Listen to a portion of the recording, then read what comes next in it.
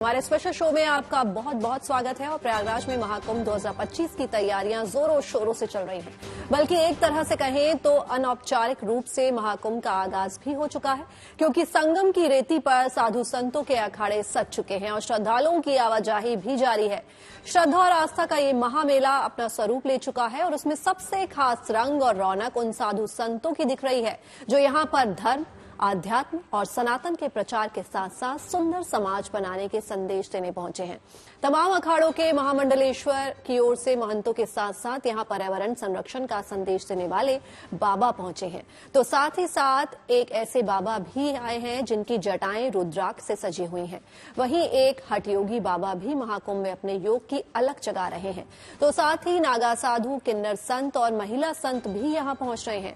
अपने special show में हम आपको महाकुंभ में साधु संतों के इस अनोखे समागम से जुड़ी खबरें दिखाने जा रहे हैं। दुनिया के सबसे बड़े आध्यात्मिक मेले महाकुंभ के शुरू होने में अब 1 महीने से भी कम का वक्त बचा है। ऐसे में तीर्थराज प्रयाग में साधु संतों के पहुंचने का सिलसिला तेजी से शुरू हो गया है। अब तक कई साधु सन्यासी संगम की रेती पर धुनी रमाने के लिए पहुंच चुके हैं। इनमें कई बेहद अनोखे और अनूठे बाबा हैं जो अपनी वेशभूषा और संकल्पों से सबको आकर्षित कर रहे हैं। इनमें इन दिनों सबसे ज्यादा चर्चा रुद्राक्ष बाबा और एनवायरमेंट बाबा की है।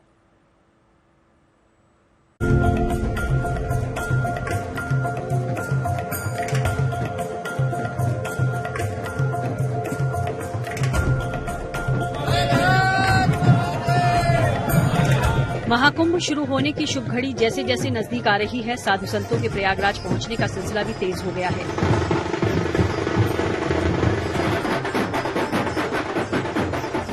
इसी कड़ी में सिर पर रुद्राक्ष की मालाओं से बना मुकुट धारण किए हुए ये हैं गीतानंद गिरी उर्फ रुद्राक्ष बाबा, जो धुनी रमाने के लिए संगम के पवित्र तट पर पहुंच चुके हैं। रुद्राक्ष वाले बाबा ने बताया कि साल 2019 के अर्धकुंभ में उन्होंने सनातन धर्म और राष्ट्र रक्षा के लिए रुद्राक्ष वाला मुकुट पहनकर हठ योग शुरू किया था। अपने संकल्प सिद्धि के लिए ही वो सिर पर 2200 से ज्यादा रुद्राक्ष की मालाओं वाला ये मुकुट पहनते हैं, जिस वजह से वो इन दिनों श्रद्धालुओं के बीच आकर्षण का केंद्र बने हुए हैं। शंकर भगवान को रुद्राक्ष जो है बहुत प्यारे है। 11वां इसका विवरण दे रखा है शिव महापुराण में कि 11वां जो रुद्र है वो रुद्राक्ष का शंकर भगवान का प्यारा है। मेरा 12 साल की तपस्या है, डेली के 12 घंटे और 12 साल की तपस्या है। आज मेरे को इलाहाबाद अर्धकुंभ से मैंने स्टार्ट करी थी और इलाहाबाद आने वाले अर्धकुंभ में पूर्ण होगी। आज मेरे को 6 साल हो गए। गीतानंद महाराज ही नहीं बल्कि महामंडलेश्वर अरुण गिरी महाराज भी अपने अनूठे पहनावे और संकल्प के कारण चर्चा के केंद्र में बने हुए हैं। अरुण गिरी महाराज पायलट बाबा के शिष्य हैं, जो हर समय गहने से लदे रहते हैं। 10 तरह के रत्न से जुड़ी कीमती अंगूठियां पहनते हैं, हाथ में सोने के कड़े और बाजूबंद पहनते हैं और चांदी का एक धर्मदंड भी हाथ में रखते हैं। कहा जाता है कुंभ की शान अखाड़े होते हैं और अखाड़ों में अब महामंडलेश्वर भी आने लगे हैं। लेकिन कुछ महामंडलेश्वर ऐसे हैं जो श्रद्धालुओं को जागरूक करेंगे। खासकर एनवायरमेंट बाबा भी इस बार कुंभ में आने वाले श्रद्धालुओं को प्रदूषण को रोकने के लिए पर्यावरण के प्रति जागरूक करेंगे। महामंडलेश्वर अरुण गिरी महाराज को एनवायरमेंट बाबा के नाम से भी पुकारा जाता है। अरुण गिरी महाराज का दावा है कि वो और उनके अनुयायी अब तक 1 करोड़ से ज्यादा पौधे लगा चुके हैं, ताकि लोगों को पर्यावरण के प्रति जागरूक किया जा सके। उन्होंने 2025 के इस महाकुंभ के दौरान भी 51,000 फलदार पौधे बांटने का संकल्प लिया है। 2010 से अभियान चला, करोड़ों पेड़ों से वृक्षों से ज्यादा अब तक हमारे अनुयायी लोगों ने लगाया देश भर में। महाराज जी, कुंभ को लेकर के आपने क्या प्लान किया हुआ है? 51,000 फलदार वृक्ष भक्तों को प्रसाद के रूप में यहाँ भेंट किया जाएगा, ऐसा मेरा संकल्प है। अब मैं प्रकृति की रक्षा करता हूँ, पेड़ लगाता हूँ, यज्ञ करता हूँ और वृक्षारोपण करता हूँ, कराता हूँ, तो लोग पुकारने लगे, उसी नाम से जाने लगे हम।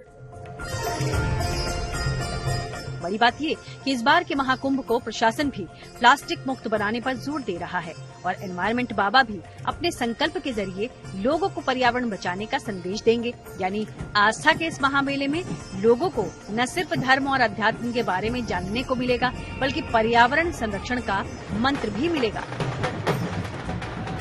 प्रयागराज से आनंद राज के साथ bureau report, good news today. Tirthraj Prayag में महाकुंभ की रौनक नजर आने लगी है। संगम की पावन धरा पर आस्था और भक्ति की खुशबू ऐसी बिखरी है, जो भी यहाँ पहुंचता है यहीं का होके रह जाता है। तो चलिए आपको भी लिए चलते हैं कुंभ नगरी प्रयागराज में, जहां दुनिया के सबसे बड़े मेले का आयोजन होने जा रहा है। देखिए संगम की रेती पर आस्था की बहार और इसमें एक ऐसे बाबा की कहानी जो अपने हठ योग से सबको दंग कर रहे हैं।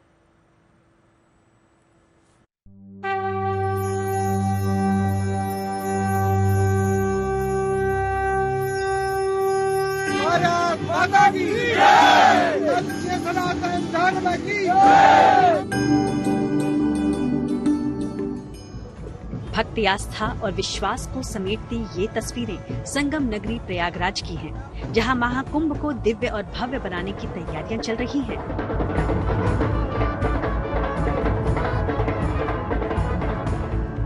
संगम की रेती से लेकर प्रयागराज की गलियों और सड़कों तक आस्था और भक्ति की मानो खुशबू बिखरी हुई है।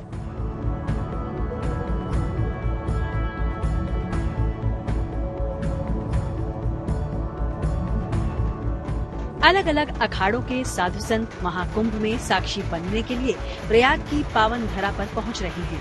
कहीं गाजे बाजे बज रहे हैं तो कहीं हर हर महादेव के जयकारे लग रहे हैं। कोई रथ पर सवार होकर अपने अखाड़े तक पहुंच रहा है तो कोई उत्सव मनाते हुए संगम की रेती को अपने माथे पर लगा रहा है।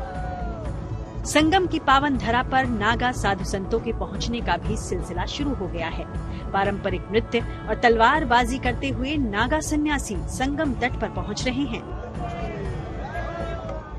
कुंभ पर्व पर जब नागा सन्यासी सभी अपने इष्ट देवताओं के साथ में निकलते हैं तो सूर्य प्रकाश और भैरव प्रकाश आगे आगे चलते हैं, जो कि शक्ति के प्रतीक माने गए हैं। एक भगवती दुर्गा और एक भगवती महाकाली, और एक सूर्य प्रकाश जो है दिन प्रधान देवता है, और भैरव प्रकाश जो है वो रात्रि प्रधान देवता है ना। दिन और रात जग करके एक प्रहरी की तरह सनातन धर्म की रक्षा के वो प्रतीक है। महाकुंभ में हर अखाड़े की अपनी अपनी मान्यता होती है, लेकिन कुछ ऐसे साधु संत भी उन अखाड़ों में पहुंचते हैं जो सभी का ध्यान अपनी ओर आकर्षित कर लेते हैं। इन्हीं में से एक हैं उज्जैन के रहने वाले राधेपुरी बाबा, जिन्होंने समाज कल्याण और विश्व में शांति के लिए हठ योग का रास्ता चुना है और पिछले 14 साल से अपना एक हाथ ऊपर की ओर उठाकर तप कर रहे हैं।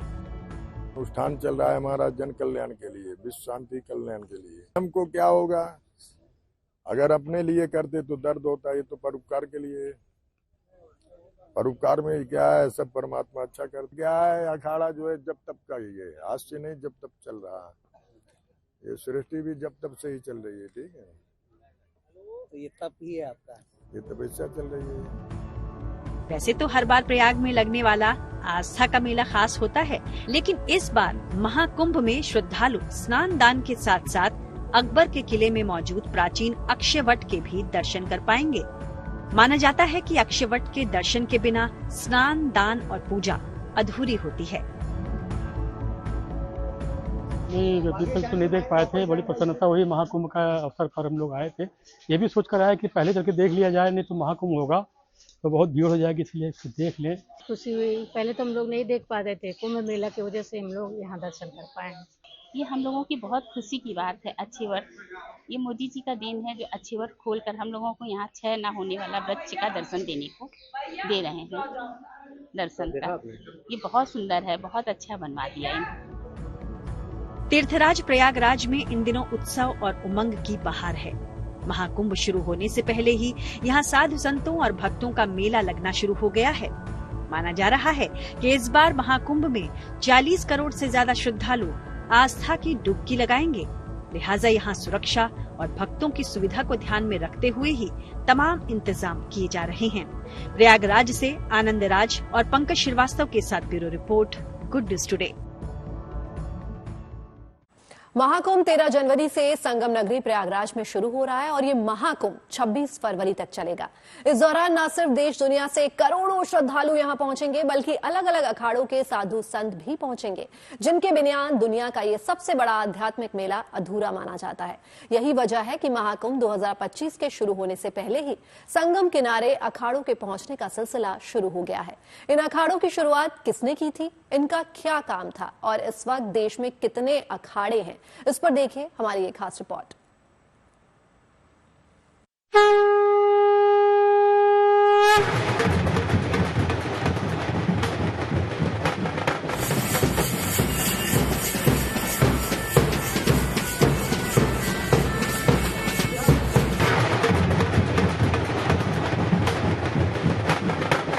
ये जिए तो शान से और मरे तो शान से देश के लिए। बोलो भारत माता की जय। अजब गजब वेशभूषा, ईश्वर की भक्ति में मगन और शस्त्र और शास्त्र में भी निपुण साधु संतों की ये टोली जो महाकुंभ 2025 में धूनी रमाने के लिए पहुंचने लगी है। हालांकि अभी महाकुंभ के शुरू होने में कुछ दिन बाकी हैं, लेकिन इससे पहले ही अलग अलग अखाड़ों के महाकुंभ में प्रवेश का सिलसिला शुरू हो चुका है। कोई पालकी पर सवार होकर आया है, कोई घोड़े पर सवार होकर पहुंचा है, तो कोई बग्गी पर पहुंचा है और कोई फूलों से सजी गाड़ी पर सवार होकर गाजे बाजे के साथ संगम तट पर पहुंचा है। ये साधु संत पूरे महाकुंभ के दौरान किसी कल्पवासी की तरह ही यहाँ रहकर कठिन जप और तप करेंगे। संगम की रेती पर महाकुंभ 2025 का आगाज हो गया है और कुंभ की शान अखाड़े कहे जाते हैं। और इस बार अखाड़ों में सबसे पहले जूना अखाड़े ने अपना छावनी प्रवेश कर लिया। हम खड़े हैं जूने अखाड़े में और मेरे पीछे देखेंगे तो ये धर्म ध्वजा है जो एक अखाड़ों की पहचान होती है और ये अखाड़ों की पहचान यानी धर्म ध्वजा को स्थापित कर दिया गया है। यानी जूने अखाड़े में पहले कोई आता रह नहीं रहा था, लेकिन जब छावनी प्रवेश हुआ तो साधु संतों का भी आने का सिलसिला शुरू हो गया और हर साधु संत अब इस अपने शिविर में आकर रहने लगे हैं, अपने तंबुओं का बसेरा बसाने लगे हैं। और इस जूने अखाड़े की खास बात यह है कि सबसे बड़ा अखाड़ों में सबसे बड़ा अखाड़ा जूना अखाड़ा कहा जाता है। इन अखाड़ों का इतिहास सदियों पुराना बताया जाता है। मान्यता है कि अखाड़ों की परंपरा 8वीं शताब्दी में आदि शंकराचार्य ने शुरू की थी, जिसका मकसद धर्म की रक्षा के लिए शस्त्र और शास्त्र में निपुण साधुओं का संगठन बनाना था। इन्हीं संगठनों को अखाड़े का नाम दिया गया। देश में इस वक्त 13 प्रमुख अखाड़े हैं। ये सभी अखाड़े शैव, वैष्णव और उदासीन पंथ के सन्यासियों के हैं।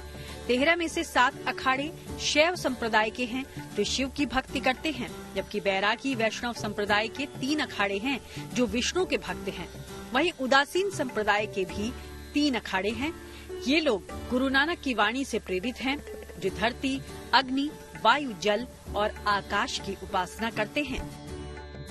आदि शंकराचार्य जी ने हमारे सनातन धर्म की स्थापना के लिए इसको नाम दिया जूना अखाड़ा नागा सन्यासी, जो हिमालय की चोटियों में बद्रीनाथ, केदारनाथ, यहाँ आपके गिरनार में जो दुर्गम स्थानों में रहकर भजन साधना अपने शिव सनातन के लिए, अपने हिंदुत्व के लिए भजन करते हैं और हमारे इष्ट देवता देवों को देव महादेव है। अच्छा, जूना अखाड़ा कितना बड़ा है आखिरकार, कितने साधु संत है इसमें महाराज जी? इसमें हमारे जो आचार्य गुरु हैं अवधेशानंद जी महाराज, कम से कम 20 लाख रजिस्टर साधु है। 20 लाख जूना अखाड़े में रजिस्टर महात्मा है और कुछ कुंभ साधु बनाए जाते हैं। तो ये महाकुंभ में जो प्राइवेट है, जिनकी साधना कठिन साधना 12 वर्ष बाद कठिन साधना तब करके फिर उनका यहाँ संस्कार भी होता है तो और परिवार बढ़ेगा। तो अभी इस कुंभ में संस्कार होंगे जूना अखाड़े में और भी इसकी संख्या बढ़ेगी।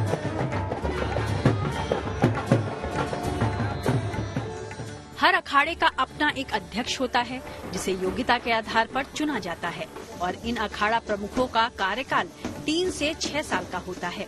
इन अखाड़ों का ठिकाना देश के कई तीर्थ स्थलों और शहरों में है, लेकिन जहाँ भी कुंभ या अर्ध कुंभ लगता है, ये लोग वहाँ सनातन धर्म के प्रचार प्रसार के लिए पहुँच जाते हैं। जो कुंभ नगरी है बसने लगी है और हर साधुओं की जो मंडली है वो आकर पूजा पाठ करने लगी है। खास बात यह है कि कुंभ मेले की शान अखाड़े कहे जाते हैं और हर अखाड़ों के छावनी प्रवेश भी शुरू हो चुके हैं। सबसे पहला जूना अखाड़ा किया है, अब अगली तारीख को दूसरे अखाड़ों का है। मतलब जो बचे 12 अखाड़े हैं उनके भी छावनी प्रवेश होने हैं और जल्द ही पूरा मेला 13 जनवरी से पहले अखाड़ों से भर जाएगा और अखाड़े जो पूजा पाठ का दौर है वो शुरू हो जाएगा। तरह तरह के साधु संतों के रूप नजर आएंगे। अखाड़ों के रूप में शस्त्र और शास्त्र के इस अद्भुत समागम को देखना हर श्रद्धालु का सपना होता है। यही वजह है कि लोग देश से ही नहीं बल्कि विदेशों से भी महाकुंभ का हिस्सा बनने के लिए आते हैं। प्रयागराज से आनंद राज के साथ bureau report, good news today. इस बार कुंभ कई मायनों में खास होने जा रहा है। यहाँ इस बार न केवल सनातन परंपरा की गौरवमयी झलक देखने को मिलेगी बल्कि नए भारत का संकल्प भी इस बार महाकुंभ से गूंजने वाला है। कुंभ के जरिए हमारी सांस्कृतिक यात्रा बड़ी पुरानी है। युगों युगों से इस महाकुंभ ने हमारी परंपरा और हमारी संस्कृति को, संस्कारों को और जीवंत बनाया है। वक्त का पहिया फिर हमें पूर्ण कुंभ के पड़ाव पर ले आया है। अखाड़ों की रौनक से कुंभ नगरी दमकने लगी है। संतों का शास्त्रार्थ और उनके बीच होने वाला विमर्श फिर से सुनाई देने वाला है। तो अब हम आपको महाकुंभ की इसी विरासत और उसकी परंपराओं के बारे में बताएंगे और दिखाएंगे क्या है महाकुंभ की परंपरा का सार और कितना अद्भुत है संतों से सजा महाकुंभ का संसार।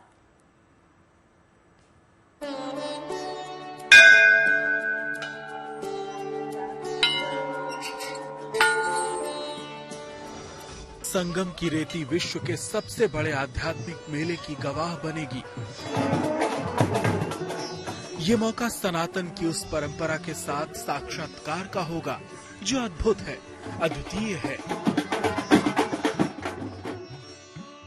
महाकुंभ के शुभारंभ में भले समय है, लेकिन संगम किनारे इस कुंभ नगरी में संतों के संसार ने करीब करीब आकार ले लिया है।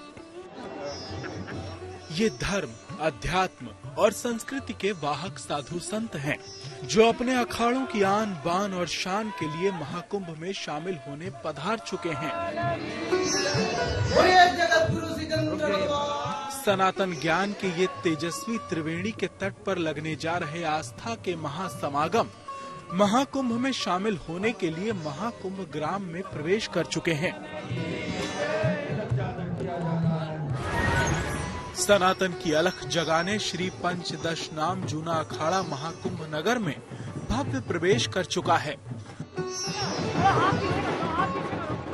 जूना अखाड़े के तमाम साधु संतों, जिनमें नागा साधु भी शामिल होते हैं, सबने पूरी भव्यता और राजसी अंदाज के साथ महाकुंभ नगर में प्रवेश किया। जूना अखाड़े के साथ किन्नर अखाड़े ने भी अनुगामी बनकर अपनी छावनी में प्रवेश किया। बोलो भारत माता की जय जवान। संतों ने हर हर महादेव के जय घोष के साथ यात्रा शुरू की। इसमें विदेश के साथ भारत के कई राज्यों के अखाड़ों के सैकड़ों साधु संतों ने पूरी भव्यता के साथ कुंभ नगरी में अपना छावनी प्रवेश किया।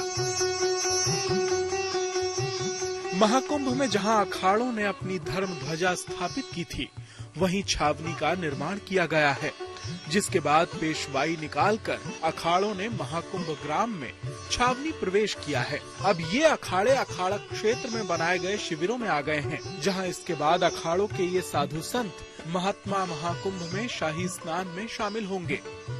दरअसल महाकुंभ सिर्फ शाही स्नान या आस्था की डुबकी तक सीमित नहीं, यहाँ संगम की रेती पर साधु संतों के जप तप के अलग अलग रंग भी देखने को मिलते हैं। कई हठ, कई प्रतिज्ञाओं, कई संकल्प, कई जप तप और कई योगों का मिश्रण है महाकुंभ। यही नहीं, कुंभ मेला आध्यात्मिकता से कहीं बढ़कर संस्कृतियों, परंपराओं और भाषाओं का एक जीवंत मिश्रण है, जो एक अभूतपूर्व संसार को रचता है, जहां लाखों लोग बिना किसी औपचारिक निमंत्रण के एक साथ आते हैं। ये आयोजन विभिन्न पृष्ठभूमियों से तपस्वियों, साधुओं, कल्पवासियों और साधकों को एक साथ एक स्थान पर लाता है, जो भक्ति, तप और एकता का प्रतीक है। महाकुंभ केवल संतों के तप और उनकी तपस्या का प्रतीक भर नहीं, बल्कि सनातन परंपराओं को समझने और उसे आत्मसात करने का नाम भी है। आध्यात्म और संस्कृति का ये उत्सव इसीलिए भी कई लोगों के लिए आश्चर्य का विषय है, क्योंकि जिस तरह महाकुंभ खुद अपना विस्तार लेता है, जिस तरह यहाँ संत देश के कोने कोने से पहुँचते हैं और जिस तरह आम से लेकर खास यहाँ एक डुबकी में जीवन मृत्यु के बंधन से मुक्त हो जाता है, वो खुद में किसी कथा से कम नहीं है। ये आस्था का ऐसा महामेला है जहाँ साधु संतों का आशीर्वाद बरसता है और मात्र डुबकी भर से मोक्ष का मार्ग खुलता है। प्रयागराज से पंकज श्रीवास्तव के साथ bureau report, good news today.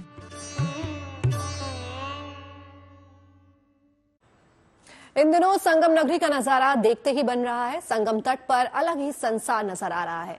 यहाँ महाकुंभ की तैयारियां तो जोरों पर चल ही रही हैं, इसके साथ ही साथ कल्पवास के लिए मिट्टी के चूल्हे भी तैयार किए जा रहे हैं। कल्पवास एक कठिन तप है जिसमें शुद्धता का बहुत ही ज्यादा ध्यान रखा जाता है। ऐसे में यहाँ कल्पवासियों के लिए भी खास इंतजाम किए जा रहे हैं। जय गंगे हरे हर गंगे बजे, हे जगदम्बे तुम्हें प्रणाम। जगत माते जगतारण हो माँ, जगत माते जगतारण हो माँ, भव भय भंजन तुम्हें प्रणाम। संगम नगरी में महाकुंभ की भव्य तैयारियां जारी है। 13 जनवरी को महाकुंभ का शुभारंभ होने पर यहाँ और दिव्य छटा दिखाई पड़ेगी।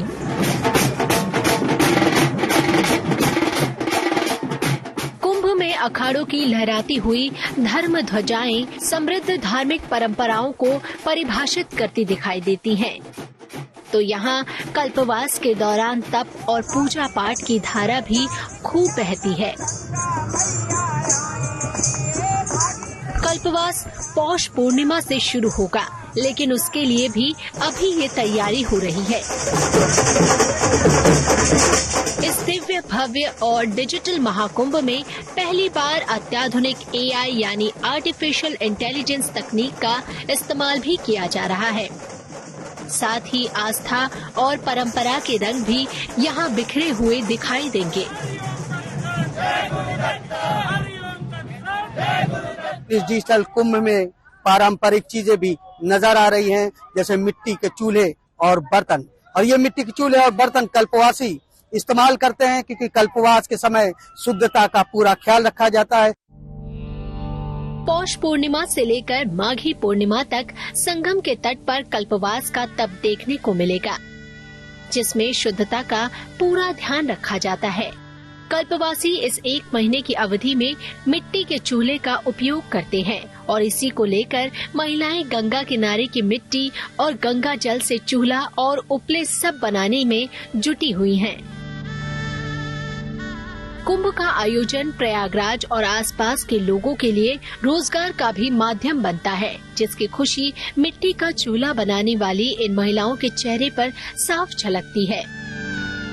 रोजगार मिलता है हमें के क्या करने, बच्चों को नौकरी मिलती है, झाड़ू उसकी सफाई फफाई की। और आप लोग चूल्हा बनाती हैं? चूल्हा बनाते हैं। प्रयागराज में गंगा, यमुना और सरस्वती के संगम पर कल्पवास की परंपरा आदिकाल से चली आ रही है। मान्यता है कि यहाँ कल्पवास से ब्रह्मा के एक दिन का पुण्य मिलता है।